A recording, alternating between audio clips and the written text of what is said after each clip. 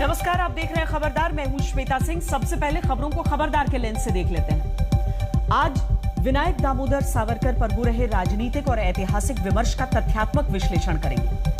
वीर सावरकर ने अपनी रिहाई के लिए अंग्रेजों को माफीनामे लिखे थे या नहीं, इसका सही इतिहास क्या है? क्या वीर सावरकर ने वाकई महात्मा गांधी की सलाह पर अपनी रिहाई के लिए अंग्रेजों को अर्जी भेजी थी? इन सवालों की वजह है संघ प्रमुख मोहन भागवत और रक्षा मंत्री राजनाथ सिंह के बयान।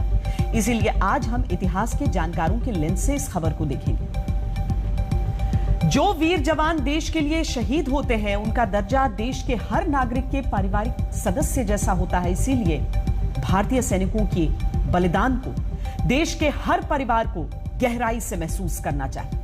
आज खबरदार में हम उन 5 शहीदों की अंतिम विदाई की तस्वीरें आप तक पहुंचाएंगे, जिन्होंने कश्मीर में आतंकियों के खात्मे के ऑपरेशन में अपने प्राण देश की सुरक्षा के लिए न्यौछावर कर दिए। इन शहीदों के परिवारों का दर्द देखकर, उनकी बातें सुनकर आपको पता चलेगा कि किसी बलिदानी के परिवार का सदस्य होना क्या मायने रखता है और किसी अपने के बलिदान की कठोर सच्चाई के साथ जीना कैसे युद्ध लड़ने के समान है। इसके बाद जैश ए मोहम्मद के आतंकवादियों का स्मार्टफोन ऐप वाला षड्यंत्र डिकोड करेंगे। आप यह जानकर हैरान हो जाएंगे कि गूगल प्ले स्टोर में एक ऐप जिसका नाम है अच्छी बातें, उसके तार जैश ए मोहम्मद से जुड़े हैं और यह मोबाइल ऐप एक स्लीपर सेल की तरह काम कर रहा है। इस ऐप के जरिए भड़काऊ लेख और तकरीरें युवाओं का ब्रेन वॉश करने के लिए प्रसारित की जाती हैं। आतंक वाली बातों को अच्छी बातें बताने वाले इस ऐप पर हमारी एक्सक्लूसिव रिपोर्ट आपको देखनी चाहिए, क्योंकि सवाल युवाओं का है और देश की सुरक्षा का है। इससे खबरदार रहना ही होगा। और शुरुआत में ही आपको एक्स्ट्रा खबरदार कर देते हैं। दिन रात भारत की बर्बादी के सपने देखने वाला पाकिस्तान दुनिया के 10 सबसे बड़े कर्जदारों में शामिल हो गया है। विश्व बैंक की एक नई रिपोर्ट के अनुसार इस लिस्ट में पाकिस्तान के अलावा Bangladesh, Ethiopia, Ghana, Kenya, Nigeria, Mongolia, Uzbekistan, Angola और जाम्बिया शामिल हैं। दुनिया के देशों ने जो कर्ज लिया हुआ है उसका 59% इन 10 देशों के पास है। 2020 तक इन 10 देशों का कुल कर्ज 38.4 लाख करोड़ रुपए था। इसीलिए ज्यादातर संस्थाओं ने इन 10 देशों को अब कर्ज देने से इनकार कर दिया है। क्या विनायक दामोदर सावरकर ने महात्मा गांधी के बताए रास्ते पर चलते हुए अंग्रेजों से माफी मांगी थी? यह दावा केंद्रीय रक्षा मंत्री राजनाथ सिंह ने किया है। मौका था दिल्ली में सावरकर पर लिखी गई किताब Veer Savarkar who could have prevented partition के विमोचन का, जिसमें संघ प्रमुख मोहन भागवत भी मौजूद थे। उन्होंने सावरकर को बदनाम करने की मुहिम का जिक्र किया और राजनाथ सिंह ने सावरकर की तरफ से अंग्रेजी सरकार को दी गई दया याचिकाओं को महात्मा गांधी के विचारों से ही प्रेरित बताया। अब सोशल मीडिया से लेकर राजनीति तक में इस पर बहस छिड़ गई है।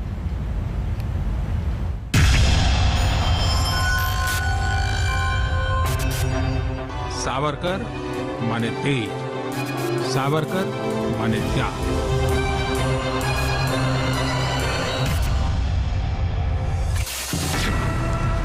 विनायक दामोदर सावरकर के बारे में जो बात सबसे ज्यादा प्रचलित है वो ये कि उन्होंने 9 साल में अंग्रेज सरकार को 6 माफीनामे दिए थे। अब सामने आया है कि सावरकर ने ये माफीनामे किसकी सलाह पर दिए थे। महात्मा गांधी ने उन्हें कहा था कि आप मर्सी पिटीशन फाइल करो।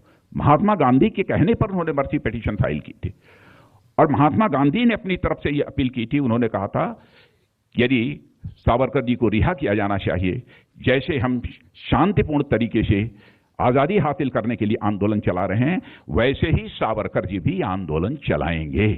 यह बात महात्मा गांधी जी ने कही थी। लेकिन उनको बदनाम करने के लिए इस प्रकार की कोशिश की जाती है कि मर्सी पिटीशन फाइल की थी, उन्होंने क्षमा याचना मांगी थी, अपनी रिहाई की बात कही थी। यह सब सारी बातें बेबुनियाद और गलत हैं। महात्मा गांधी और सावरकर के बीच दया याचिका को लेकर हुए सलाह मशवरे का जिक्र राजनाथ सिंह ने किया।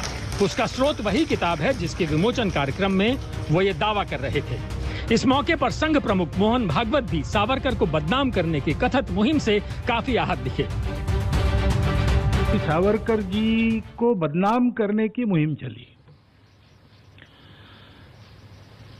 और सावरकर जी सामने थे।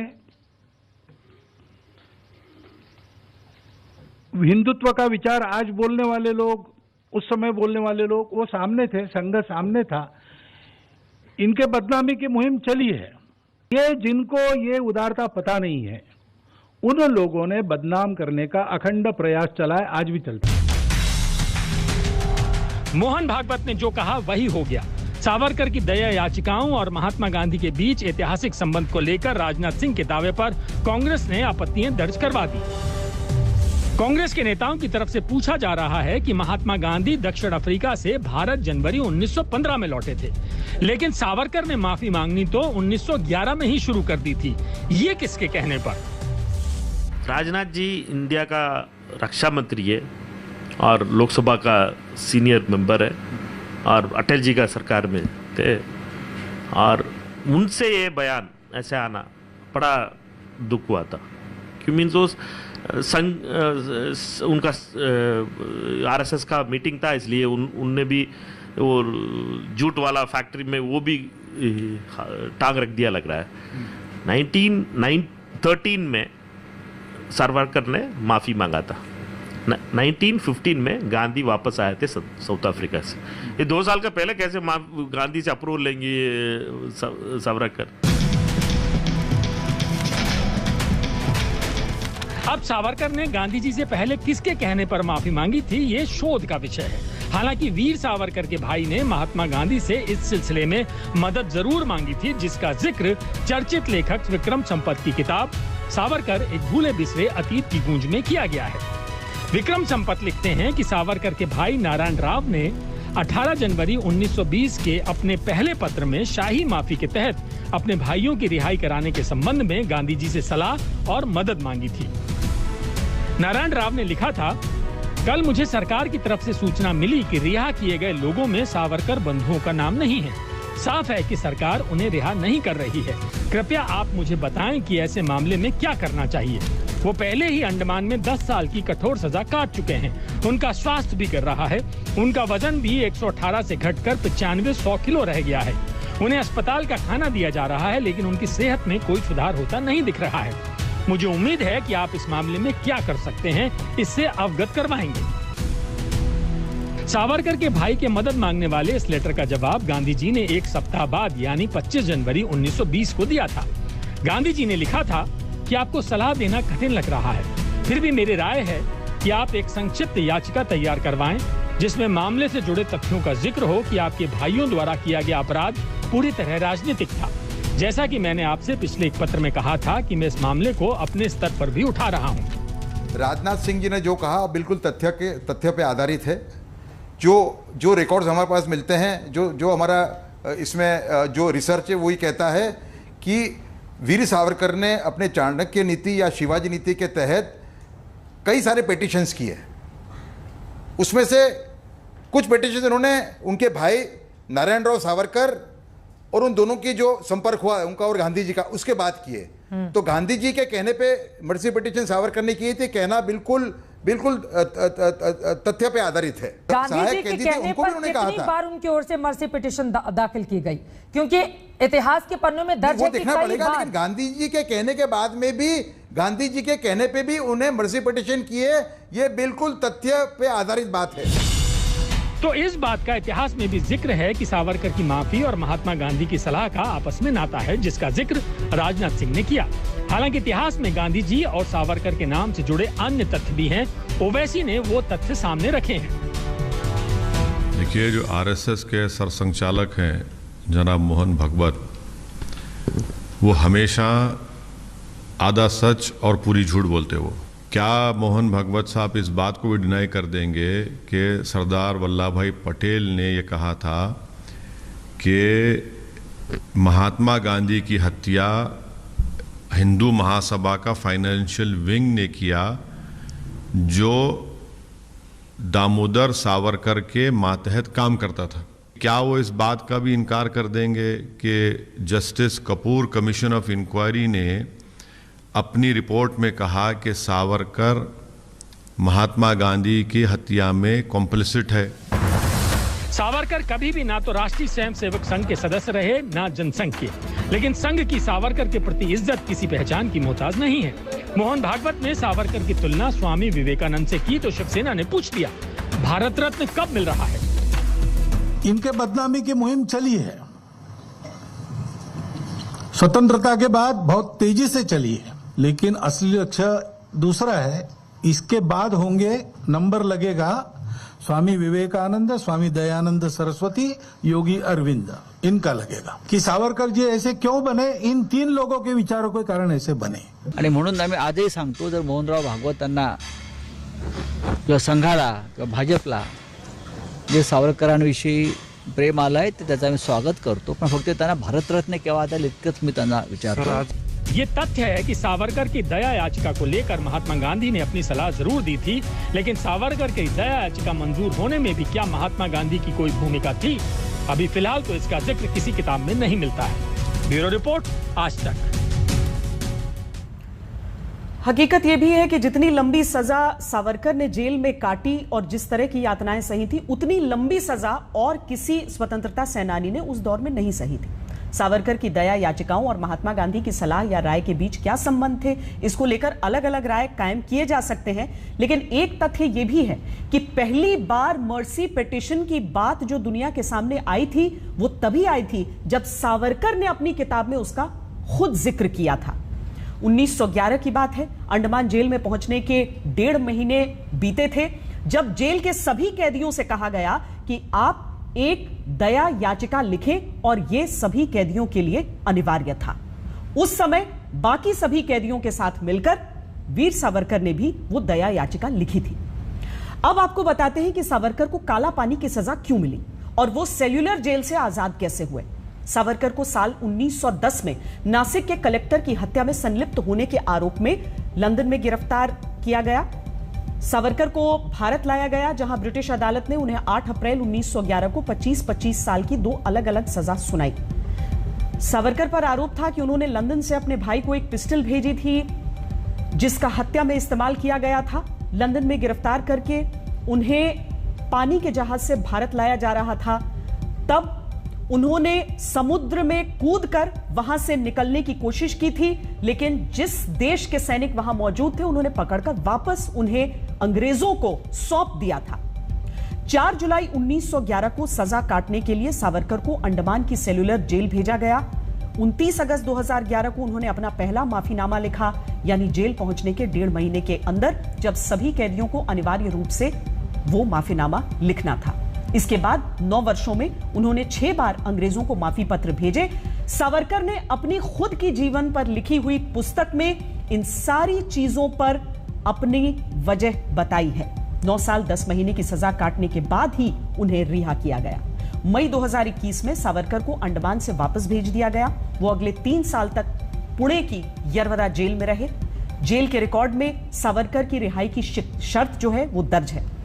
इसके अनुसार सावरकर ने ब्रिटिश हुकूमत को लिखा था कि अगर उन्हें रिहा किया गया तो वो भारत की आजादी की लड़ाई से खुद को अलग कर लेंगे और अंग्रेज सरकार के साथ रहेंगे. बाद में सावरकर ने कहा कि अंग्रेजों को माफीनामा भेजना उनकी रणनीति का हिस्सा था. वो जेल से बाहर आकर आजादी की लड़ाई में अपना योगदान देना चाहते थे. सावरकर की काला पानी की सजा के पीछे की पूरी कहानी यही है, और उनके वहां से छूटने का, जिन्हें अब महात्मा गांधी का नाम भी सामने आ रहा है. इस मुद्दे पर सावरकर के पोते रंजीत सावरकर से आज तक ने खास बातचीत की. से जानना चाहेंगे, क्या ये पहली बार है कि ये चीज सामने आई है कि गांधी जी ने सावरकर को ये कहा था कि आप मर्सी पिटीशन लिखिए? जी नहीं, सावरकर जी के भाई डॉक्टर सावरकर, नारायण सावरकर, इनको गांधी जी ने जनवरी 1920 में खत लिख के कहा था कि आप इनकी रिलीज के लिए एक पिटीशन लिखे. इसके पहले भी सावरकर ने पिटीशन किए थे, मगर देवर नॉट मर्सी पिटीशन. इसमें एक भी मर्सी पिटीशन नहीं थी. ये सभी क्रांतिकारियों की रिलीज के लिए पिटीशन थी. और ऐसे पिटीशन गांधी जी के जो वर्कर्स थे कांग्रेस के, उन्होंने ब्रिटिशों ने जो पकड़ा था उनको भी छोड़ने के लिए कांग्रेस वालों ने भी ऐसी पिटीशन की थी. तो it was a very common thing. और गांधी ने इसके बाद 2 लेख भी लिखकर सावरकर की जो भूमिका थी कि अगर ब्रिटिश ये कह रही है कि हम सुधार कर रहे हैं, आप मूलधारा में आके विकास में साथ दो, तो अगर ये आह्वान कर रही है तो उसका, और उसके लिए छोड़ रही है कैदियों को, तो उसमें राजबंदियों को भी छोड़ना चाहिए जो शस्त्र क्रांति रखते. तो इसका समर्थन गांधी ने किया है. और उसमें एक लेख लिखा है, एक लेख अप्रैल 1920 में लिखा है, और एक बड़ी प्रदीर्घ टिप्पणी उन्होंने लिखी है 1923 में. तो वो सब ऑन रिकॉर्ड अवेलेबल है. जब गांधी का कंप्लीट वर्क्स ऑफ गांधी आने से वो बहुत पहले से अवेलेबल है, सबको मालूम है. सबको मालूम था गांधी सावरकर के पिटीशन में क्या था. गांधी ने उसको खुला सपोर्ट किया है. और ये जिस दौर की बात हो रही है उस दौर में राजनीतिक कैदियों की रिहाई को लेकर इस तरह की चीजें होती थी, लेकिन अब सावरकर के नाम के साथ गांधी के नाम जुड़ने के कारण एक नया सियासी विवाद हुआ है। जिस किताब के लॉन्च के मौके पर रक्षा मंत्री राजनाथ सिंह ने गांधी जी की सलाह पर सावरकर के माफीनामा भेजने का जिक्र किया, उस किताब में दावा किया गया है कि महात्मा गांधी और वीर सावरकर के बीच 2 ही मुलाकातें हुई थी, लेकिन वैचारिक मतभेदों के बावजूद उनमें मनभेद नहीं था। Veer Savarkar who could have prevented partition नाम की इस किताब में जिक्र किया गया है कि सावरकर के बड़े भाई के निधन के बाद 22 मार्च 1945 को सेवाग्राम से लिखी एक चिट्ठी में महात्मा गांधी ने सावरकर को भाई कहा था। किताब के अनुसार एक और चिट्ठी में महात्मा गांधी ने लिखा कि मैं भाई विनायक सावरकर के लिए जो बन पड़ेगा वो करूंगा। किताब में यह भी कहा गया कि सरकार से गांधी जी ने कहा था कि वाइसरॉय को दोनों भाइयों को उनकी आजादी देनी ही चाहिए अगर इस बात के पक्के सबूत न हो कि वो राज्य के लिए खतरा बन सकते हैं। महात्मा गांधी और वीर सावरकर के बीच कैसे रिश्ते थे, इसे लेकर इतिहासकारों की राय भी बंट गई है। आधुनिक राजनीतिक इतिहास के जानकार सैयद इरफान हबीब और इतिहासकार विक्रम संपत का इसे लेकर क्या कहना है, आपको सुनाते हैं। माफीनामा सावरकर जी ने लिखा, पहला माफीनामा 1911 में, जुलाई में वो अंडमान में गए और अगस्त में पहला माफीनामा 1911 में लिखा। उसके बाद 1912, 13, 14 5 और लिखे। इस पूरे पीरियड में गांधी साउथ अफ्रीका में थे, 1915 में हिंदुस्तान आए और महात्मा गांधी भी नहीं बने थे उस वक्त तक, और हिंदुस्तान में उनका वो स्टेचर भी नहीं था।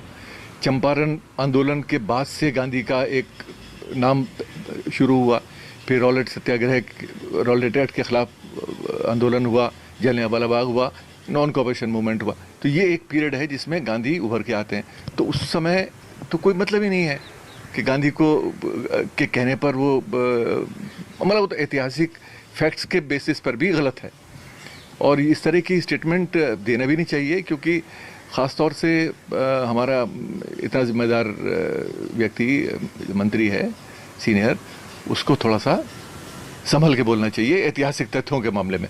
मैंने अपनी जो किताब है ये हिंदी में भी अभी उपलब्ध हो गई है, 2 खंडों में आई है सावरकर जी की जीवनी।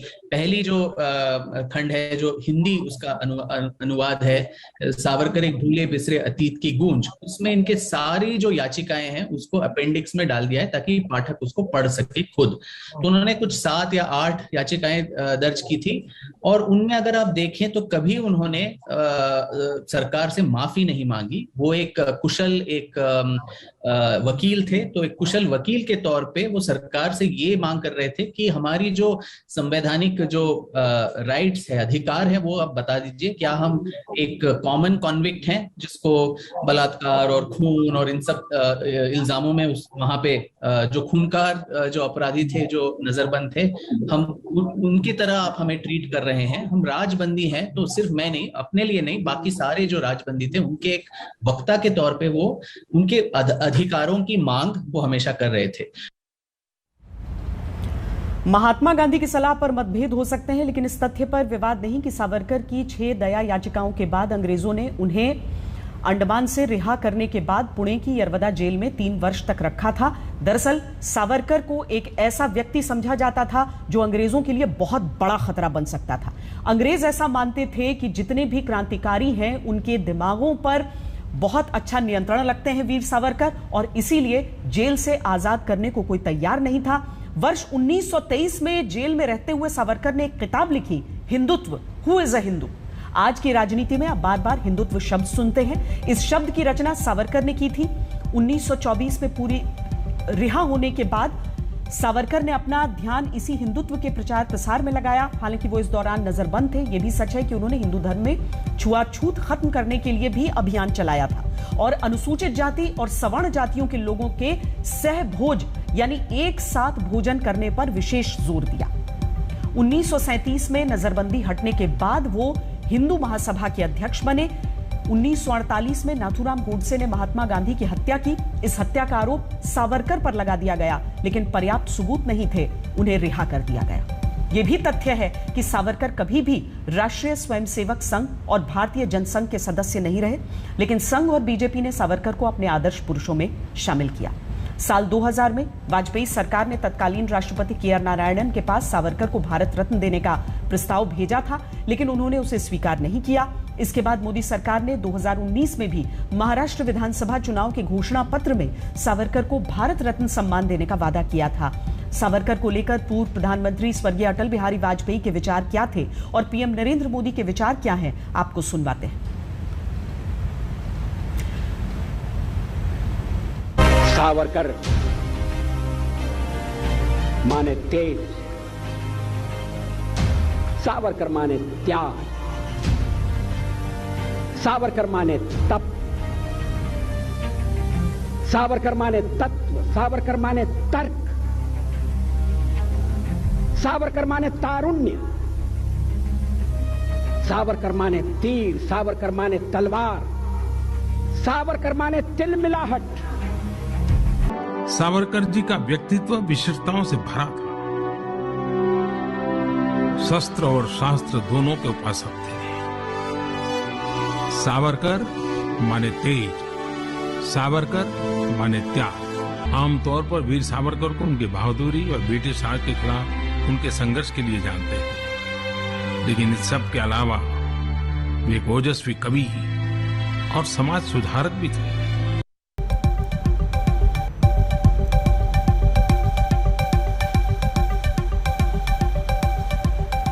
खबरदार में अब हम उन शहीदों को श्रद्धांजलि देंगे जिन्होंने 11 अक्टूबर को पुंछ में आतंकवादियों से लड़ते हुए अपने प्राणों को देश की सुरक्षा के लिए न्यौछावर कर दिया। आतंकियों के खिलाफ ऑपरेशन में जेसीओ नायब सूबेदार जसविंदर सिंह, नायक मनदीप सिंह, सिपाही गज्जन सिंह, सिपाही सूरज सिंह और सिपाही वैशाख एच शहीद हो गए थे। आज जब इन शहीदों के पार्थिव शरीर इनके गांव पहुंचे तो अंतिम विदाई के लिए हजारों लोगों की भीड़ पहुंची। हर कोई अपने नायकों को अंतिम विदाई देना चाहता था, उनके अंतिम दर्शन करना चाहता था। एक वीर बलिदानी की अंतिम यात्रा में भावनाओं का सैलाब उमड़ता है। इन भावनाओं का अपना स्थान है, सम्मान है। देश की सुरक्षा का लक्ष्य शोक मनाने की इजाजत नहीं देता, बल्कि ऐसी शहादत के बाद आम लोगों की जिम्मेदारी देश के प्रति और बढ़ जाती है। आज आपको इन बलिदानियों से जुड़ी कुछ तस्वीरें और कुछ संस्मरण सुनाते हैं ताकि आप ये महसूस कर सकें कि शहीदों का परिवार किस तरह अपनी संवेदनाओं से हर रोज युद्ध लड़ता है।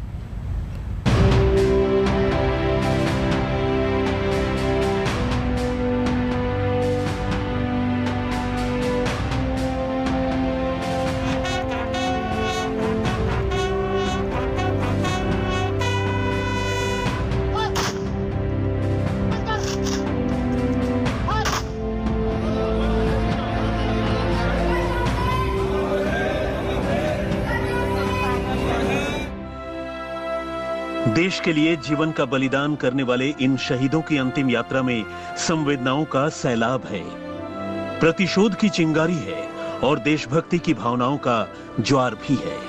तिरंगे में लिपटे शहीदों की अंतिम यात्रा के साथ पूरा गांव अंतिम विदाई के लिए उमड़ पड़ा।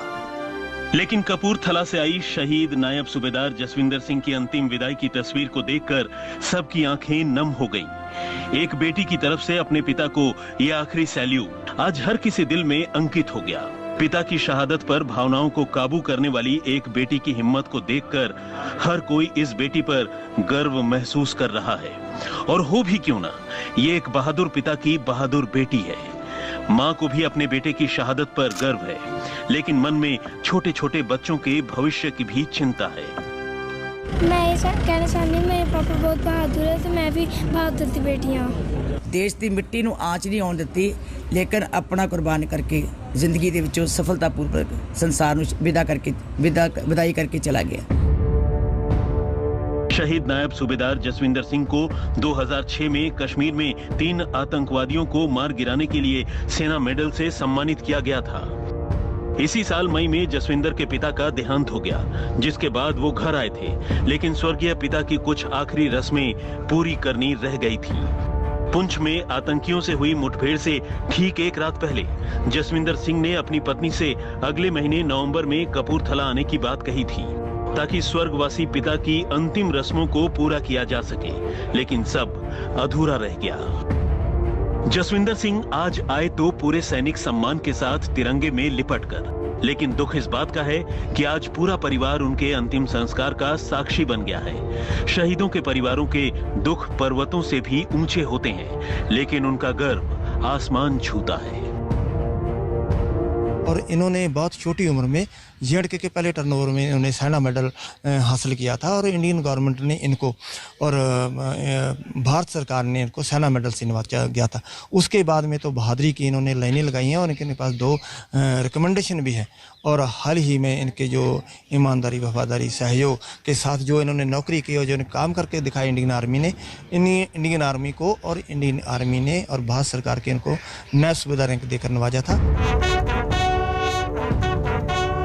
जसविंदर सिंह की तरह पंजाब के गुरदासपुर के गांव चट्टा में शहीद मनदीप सिंह को जब आखिरी विदाई दी जा रही थी तो लोगों का सैलाब उमड़ पड़ा।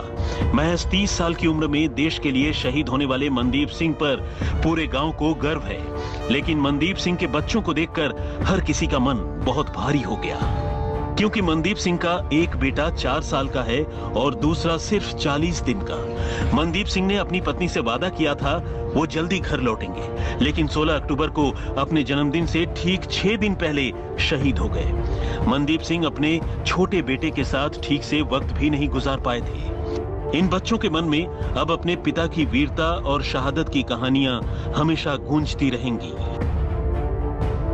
ਐਡਾ ਵੱਡਾ ਧੱਕਾ ਹੋਇਆ ਉਹ ਤੇ ਨਹੀਂ ਪੂਰਾ ਹੋਣਾ, ਪਰ ਇੰਨਾ ਅਸੀਂ ਫਕਰ ਮਹਿਸੂਸ ਕਰਦੇ ਆ ਕਿ ਉਹ ਦੇਸ਼ ਦੀ ਰਾਖੀ ਕਰਦੇ ਸੀ ਦਿਨ ਰਾਤ, ਦੇਸ਼ ਲਈ ਸ਼ਹੀਦ ਹੋ ਗਏ ਨੇ, ਪਰ ਸਾਡੀ ਜਿਹੜੀ ਪਰਿਵਾਰ ਦੀ ਕਮੀ ਉਹ ਕਦੀ ਨਹੀਂ ਪੂਰੀ ਹੋਣੀ, ਕਦੀ ਪੂਰੀ ਨਹੀਂ ਹੋਣੀ।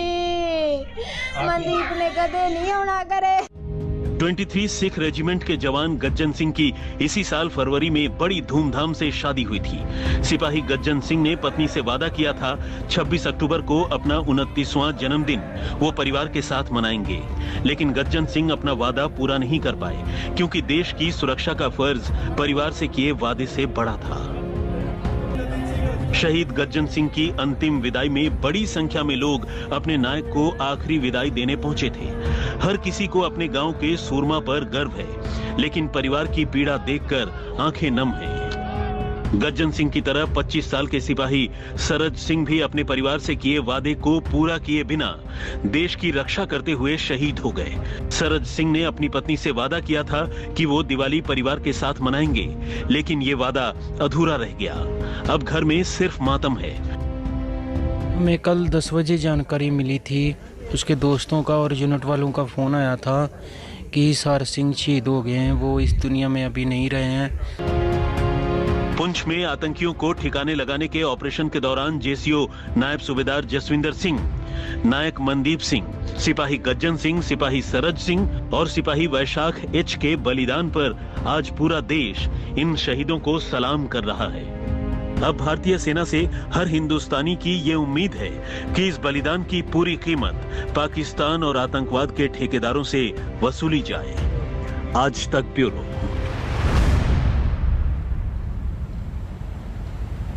अब बात ऐप वाले डिजिटल आतंक की। अगर आपको अपने मोबाइल फोन पर गूगल प्ले स्टोर के एजुकेशन सेक्शन से अच्छी बातें नाम का एक ऐप डाउनलोड करने को कहा जाए तो संभव है कि आप चौकन्ने नहीं होंगे, लेकिन हम जो खुलासा करने जा रहे हैं उसे देखकर आप दंग रह जाएंगे। गूगल प्ले स्टोर में आतंकवाद का एक ब्रॉडकास्टर है जो अच्छी बातें जैसे नाम के नकाब में युवाओं का ब्रेन वॉश करने में जुटा हुआ है। 10 महीनों से एंड्रॉयड प्लेटफॉर्म पर मौजूद यह ऐप जैश ए मोहम्मद का डिजिटल टूल नजर आ रहा है। यह लगभग ऐसा ही है जैसे मसूद अजहर और उसके संगठन के आतंकी ऐप के जरिए सीधे अपनी आतंक वाली तकरीरें दे रहे हैं।